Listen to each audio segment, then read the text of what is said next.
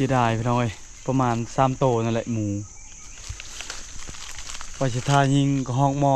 ว่าพังเพิ่นยิงก็ฮอกหน่อยไปก่อนไปที่พ่อแม่พี่น้องพ่อหมูป่าหมูป่านะ3 โตมีแต่ตัวใหญ่คือบ่ยิงเอา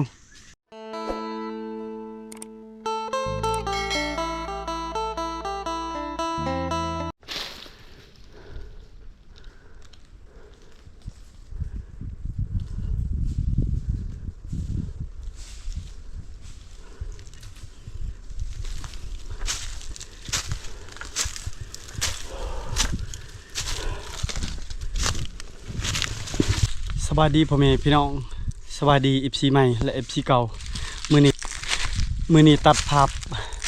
กลางป่ากลางดงเลยพี่น้องเอ้ยหากินคือเก่าถึงประมาณกะเคยหาอยู่หากินแล้วระยะประมาณปี2015ปี2016หลายปีแล้วพี่น้องเอ้ยใช้ชีวิตอยู่ป่าอยู่ดงก็คือมื้อนี้หากิน2 คนไปกับเบาพางมาตำหลังใช้เวลาใช้มองเรียบร้อยแล้วก็ขึ้นภูเมื่อยไปทำไม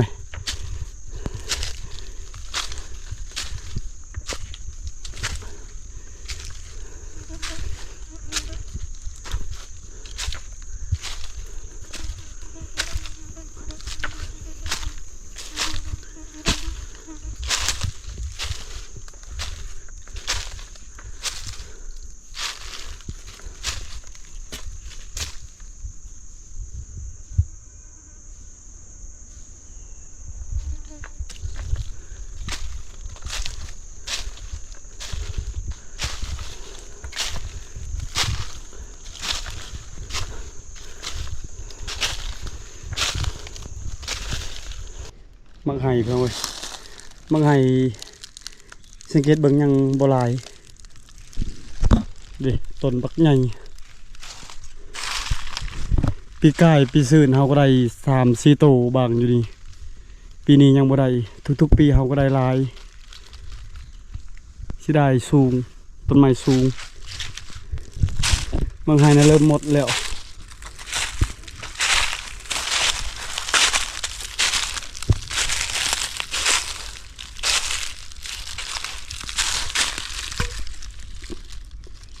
แขวบา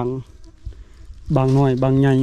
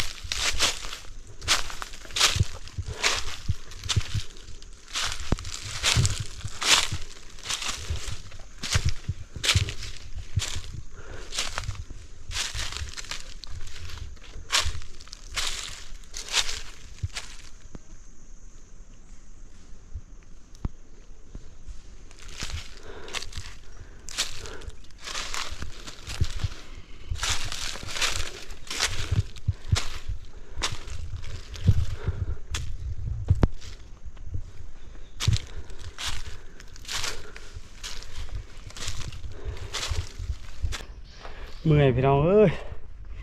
เมื่อยบ่คือตะกี้2 รอบ 3 รอบขึ้นภูบ่อยากเมื่อยปานใดเดี๋ยวนี้นั้นเริ่มเมื่อยแล้วความพันนี่อยากได้มองพี่น้องเอ้ยได้มองแล้วก็ใส่มองบ่ได้เมื่อยบ่ได้ขึ้นภูขึ้นพาแล้วก็มากับครอบครัวแบบนี้แหละใส่มองใส่เวทได้กินปลามื้อนี้บ่มีลมเลยอากาศก็ร้อนนิ่งขนาดเสียงน่ะเงียบสนั่นเลยบ่มีลมจักบาท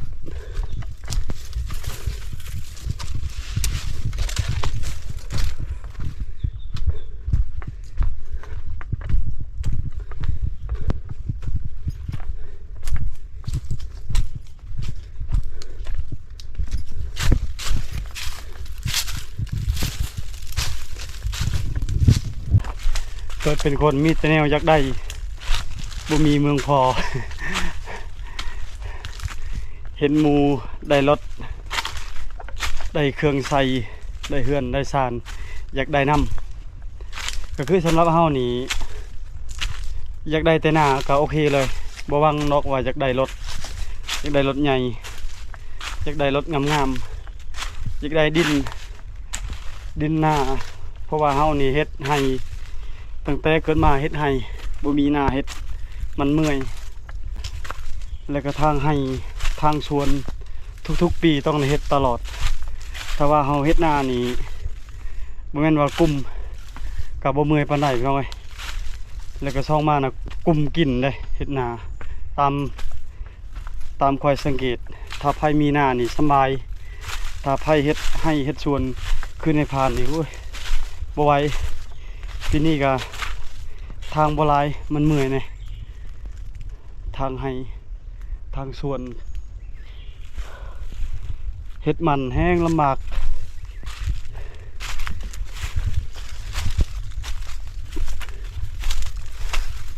ในใจนี่ถ้าว่ามีเงินมีคำนี่ไปเฮ็ดงานอยู่ไทยคือสิดีกว่าแล้วก็ได้เก็บเงินมาเลยอยากได้หน้าสำคัญที่สุดก็คือหน้าเลยอยากได้หน้านี่เลี้ยงอาชีพตัวเองรอดเฮ็ดให้นี่บ่รอดแล้วบัดยามเฮานุ่มนี่ไข่อยู่ปัดเวลาสิเท่าเฮ็ดให้มันเมื่อยบ่คือเฮ็ดนา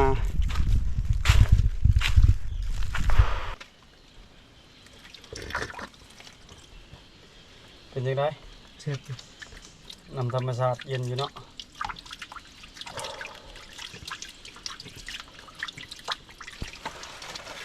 เมื่อยเอาใส่เลย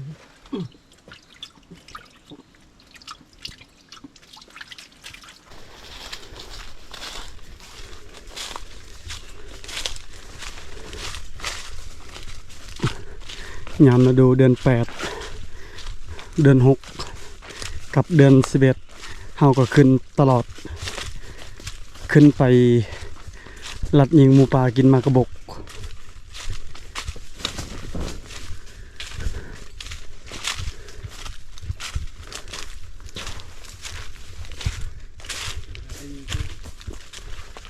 อันนี้ได้แต่บางทีเลยครับ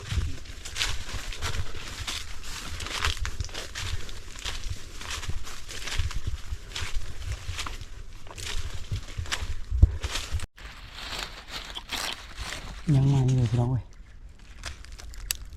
ค่อยสงสัยตัวเมนตัวหอนสัตว์ใหญ่นี่ยังใหม่อยู่เลย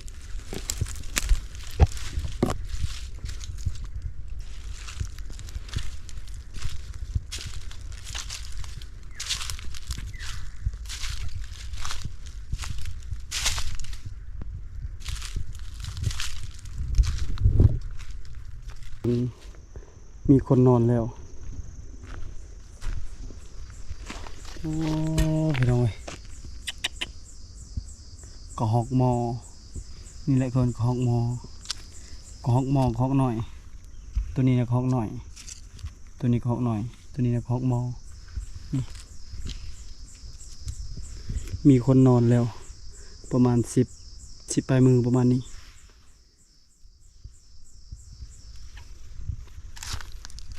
ดูนะยังไม่พดหมอกพิษแหงกระหอกลายโตอยู่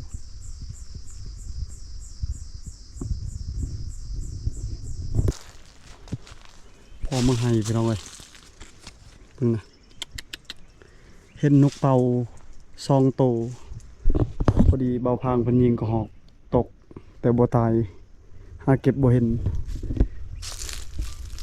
ดูน้ำมือให้มันเต็ม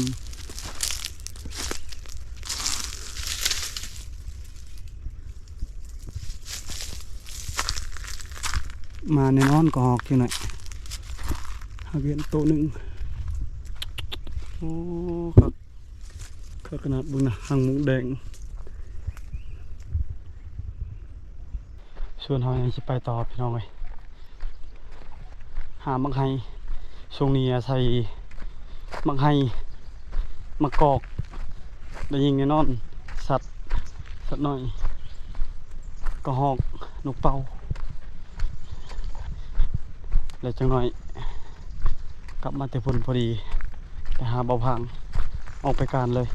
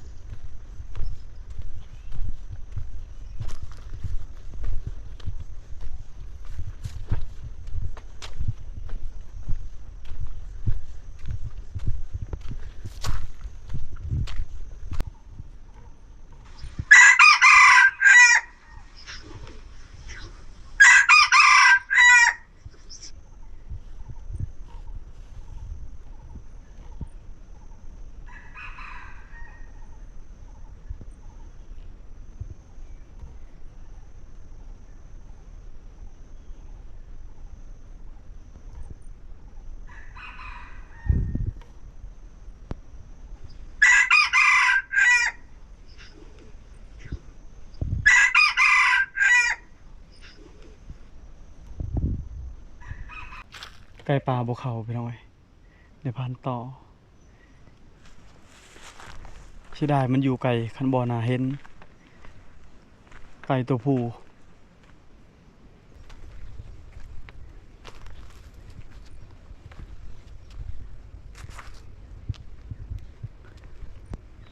ตอนนี้เวลา5 โมงสิเข้า6 โมงแล้ว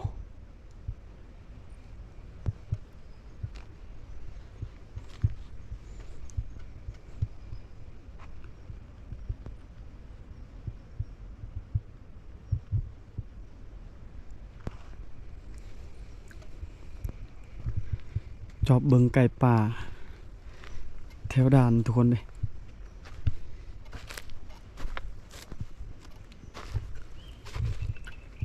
ประมาณคือเก่าพี่น้องเอ้ยแบบนี้แหละหากินบนแน่นอนหากินมือม่านนี่ง่ายก็คือมือนี่ถ้าบ่พังสิออกไปการอีกพี่น้องเอ้ยให้เดือนดับก่อนรัดแรงนะประมาณเห็นอยู่กับหอกไก่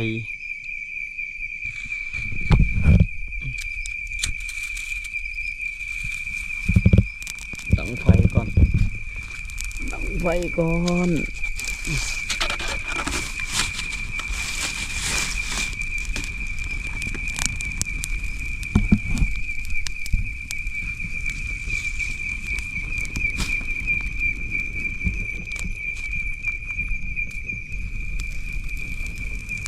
คุณน่ะไฟขึ้นแล้วเป็นจะได้บ่พัง บ่มาน ก็ฮอกบ่เข้าบ่ แม่นบ่เข้า บ่พังสิเงาพี่น้องเอ้ยเข้าป่ามื้อนี้ไม่ใช่กินฮอดผู้สาวใหญ่ บ่บ่มีอาหารกินแล้วหากินกับบ่มาน บ่เอาน้อยเด้ผู้สาวเอาผู้สาวใหญ่โลดกี่คันเลี้ยงเขา ให้เขาเลี้ยงเฮาบ่ ให้เขาเลี้ยงเฮาเอาผู้สาวน้อยบ่ไหว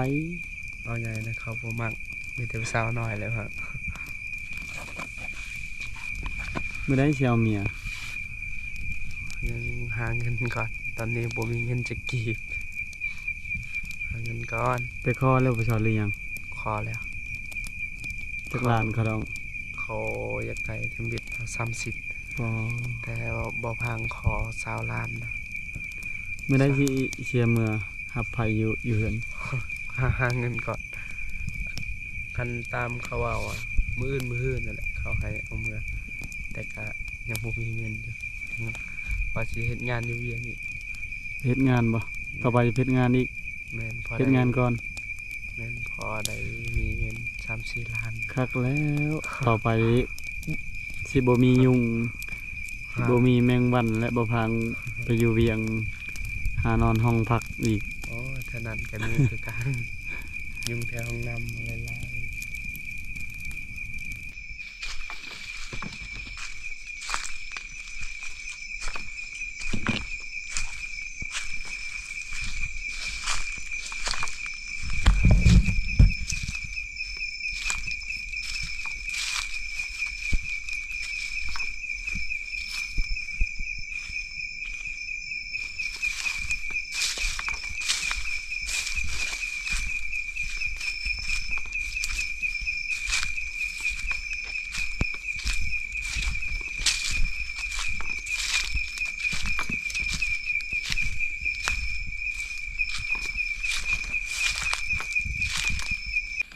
พักผ่อนพี่น้องเอ้ย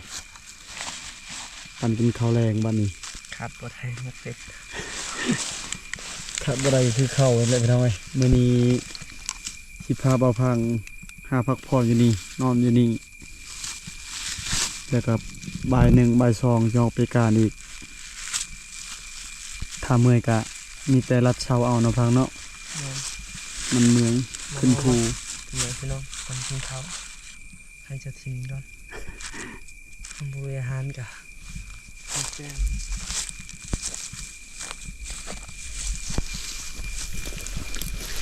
สิหานอนแต่แถวนี้แหละพี่น้องเอ้ยบ่ได้ถือผ้าห่มบ่ได้ถือเปมา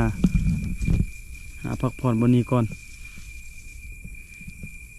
ตอนเช้ามื้ออื่นว่ากันใหม่แบบนี้แหละชีวิตในพันพี่น้องเอ้ยเมื่อยบนใดพักผ่อนบนนั้นแล้วก็หยุดถ้าเป็นไปได้บ่เมื่อยก็สิไป1 โมง 12 โมงประมาณนี้ตอนนี้5ก็ฮอด9 โมงแล้วไปพักผ่อนก่อนเดินนัดก็ไปต่ออีกถ้าว่าเมื่อยก็นอนอยู่นี่มีแต่ตอนเช้ามื้อจังได๋ก็ไปรุ่นน้ำกันเด้อพี่น้องปั่นกินข้าวก่อนไปเฝ้ากันตอนเช้าๆบายสวัสดีตอนเช้าๆอีกครั้งหนึ่งพี่น้องเอ้ยตื่นเช้าสิพากันออกไปรัดเสาเดี๋ยวไปหากอกก่อนดีบ่พัง สวัสดีพ่อแม่พี่น้องนอนคักเลยเนาะ แม่น นอนหลับไปออกไปการมันเมื่อยเกมบ่พังเกม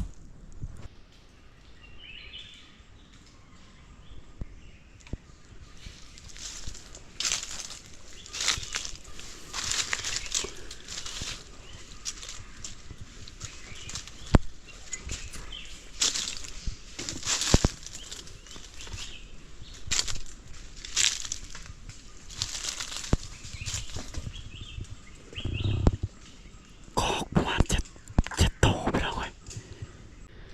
เสียดายหมูป่าประธานได้ยิงหมูป่ากินมาไงได้เงินเชียงมันประมาณ4-5 บาทได้แหละพี่น้องมาติดกินก่อน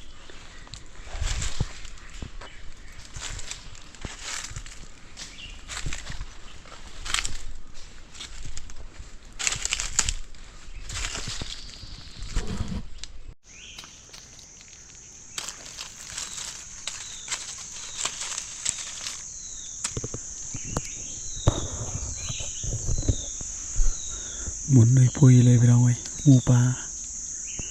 ากินมาไงเห็นมันดุด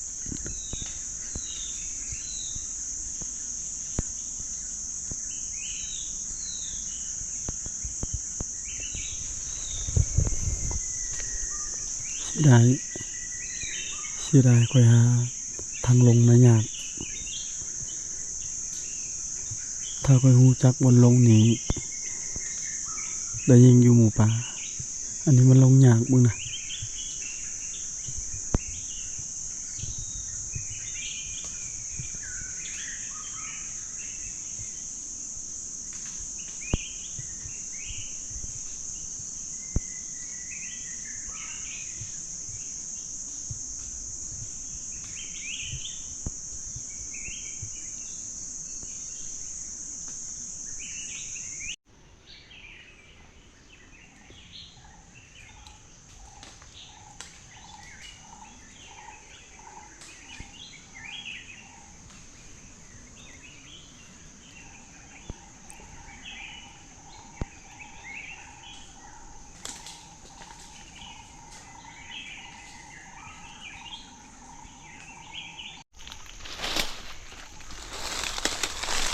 เสียดายพี่น้องเอ้ยประมาณ3 โตนั่นแหละหมู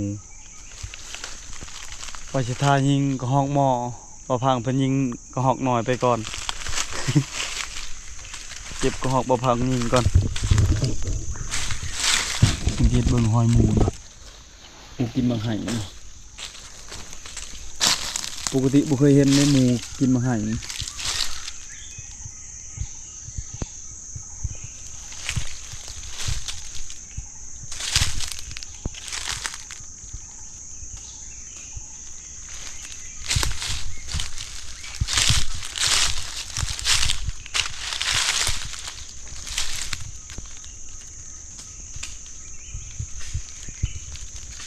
เอา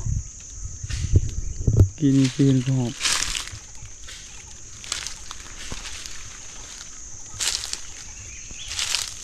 โอ้ไปตกอีบุญบ่อพังเพิ่นจัดแล้วเฮ็ดเบิ่งพี่น้องหมุนอุยปุยนี่โอ้เบิ่งนะ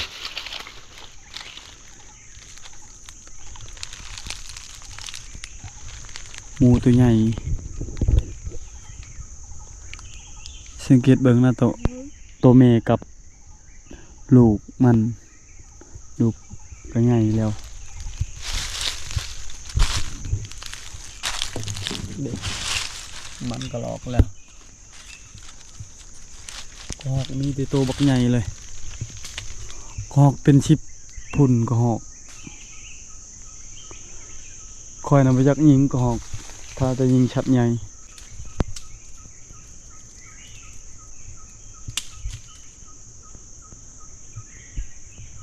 บ่พังเพนยิงกอกเพิ่นตามหาจนพอในผ่านพี่น้องเลย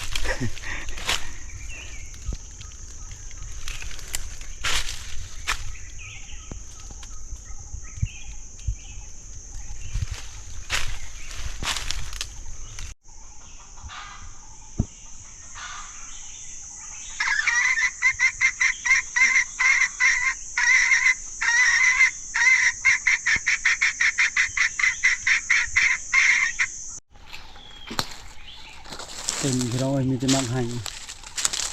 ใหญ่หอยควานหอยหมูโอ้ทุกคนมังไห้เต็มขนาดหมุนอุยปุย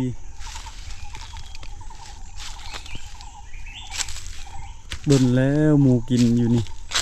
กินมังไห้เสียดายไก่ตัวผู้ประมาณ5-6 โตวชวนค่อยนะค่อยต่อให้มันเข้าระยะประมาณ3 เมตร 4 เมตรประมาณนี้พอดีพรางเพิ่นลัดยิงถูกอยู่ถึงระยะ30หรือว่า20 เมตรบ่พรางยิงได้เพิ่นค่อยจะยิง5 เมตร 10 เมตรประมาณนี้ค่อยเห็นอยู่ได้ไกล5 เมตร 6 เมตรค่อยต่อให้มันเข้าจ่อๆเลยไก่มันหลายมีแต่ตัวผู้ตัวเมย์ตัวเดียวตอนเช้าเราค่อยลงบ่ได้พอดียังมืดแล้วก็เบิ่งบ่เห็นสิได้พี่น้องเอ้ยหมูป่านี่มันลงยากเป็นจะได้บ่พังสิลงตำลังหรือสิลงนำกัน จะมองอะไรเลย 9 โมงกายเลยจ้องมองนอนจึงลงเขาจะลงก่อนได้เด้อสิลงก่อนให้บ่พังสิอยู่ต่อคันบอลน่ะพร้อมลงเพิ่นว่าสิยิงกับฮอกมอถ้ายิงสัตว์ตอนเที่ยงสิลงกลับอีกพ่อแม่พี่น้องเอ้ยบ่มานบ่พังเพิ่นได้กับฮอกสิได้กับฮอกมอกับไก่สัตว์น่ะโอเคอยู่ถ้าว่าเฮาอยู่จุดนี้พอได้ปิงกับฮอกกับนกเป่านกกระโดกนกเปรี้ยวๆนี่บ่เบาเลยพี่น้องเอ้ยหลาย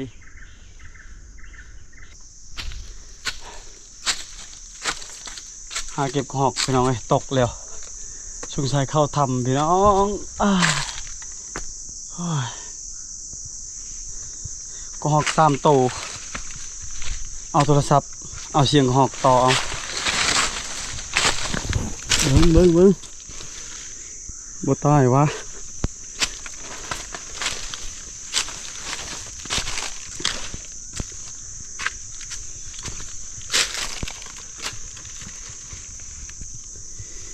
มึงเคยใส่อยู่ที่ไหน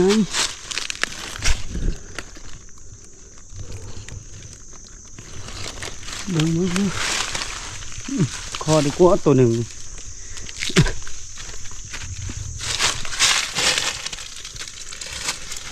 โอ้ยทุกคนจะไปเข้าอยู่ใส่แล้วก็หอกตกตายคืนพี่น้องเข้าทำแล้วก็เลยมาพี่เข้าโกนต่ออีก แล้วพี่น้องเอ้ยเบิ่งนะบักโกนเขาโกนแล้วเบิ่ง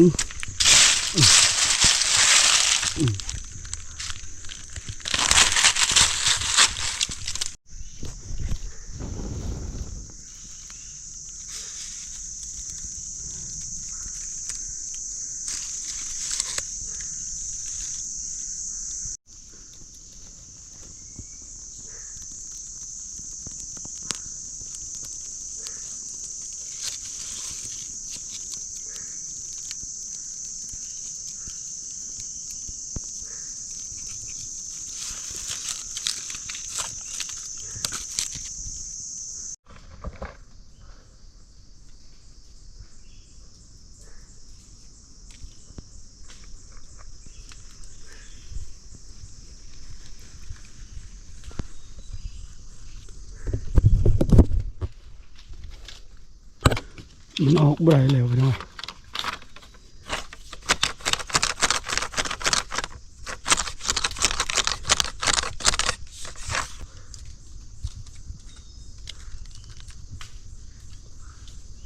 เป็นจังได๋มันอยู่บ่เฮียง สวัสดี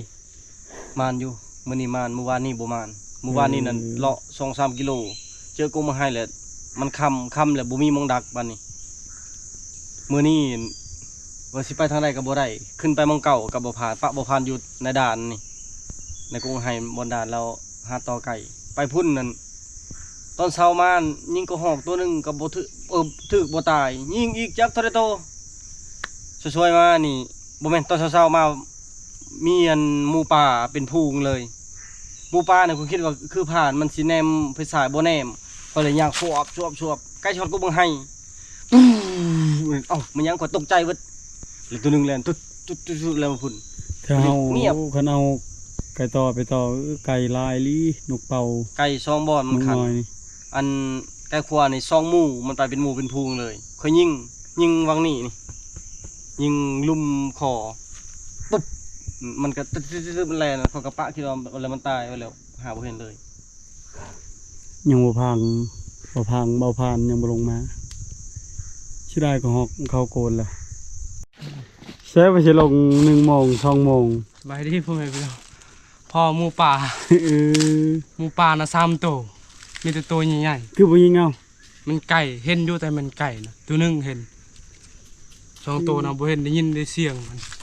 สุกแสกพอดีเห็นนะว่าสิยิงกับยานผิดพลาดนะ สิได้พี่น้องเอ้ย9 โมงพอดีค่อยลงก่อนบ่พังเพิ่นลงประมาณ10 โมงกับ11 โมงประมาณนี้พอดีหมูป่ามันเข้าตอนช่วยหรือว่าตอนเที่ยงง่ายบ่พัง ใหญ่ซ้ำไอ้ได้มื้อนั้นกับใหม่ๆเท่านั้นแหละ ประมาณนำในพานนั่นแหละ ประมาณเชื่อว่าจัก อยากเข้าพี่น้องเอ้ยเข้าเฮากระทือมาอยู่เด้แม่พิมพ์เพิ่นเอาเพชรเอาเข้าบ่พังใส่กระเป๋าขึ้นไปมันบ่มีแนวกินนะแล้วก็ตอนเช้าๆค่อยน่ะเสียดายบ่ทันได้ยิงหมูแล้วก็บ่ได้กระหอกบ่ได้นกก็เลยพาเอาลงอยากเข้าเครียดแน่ว่าง่ายซะเครียดบ่ได้ยิงหมูสุดท้ายมันเข้าตอนช่วยอีกเอ้าพี่น้องเอ้ยครับสำหรับวิดีโอนี้ขอจบไว้เท่านี้ก่อน คือเห็นนั่นแหละกระหอกกับบ่ได้ก่อนอื่นขอบใจ FC ใหม่ FC เก่าขอให้สุขภาพเข้มแข็งถือเลขถือเบอร์ไปก่อนพี่น้องบาย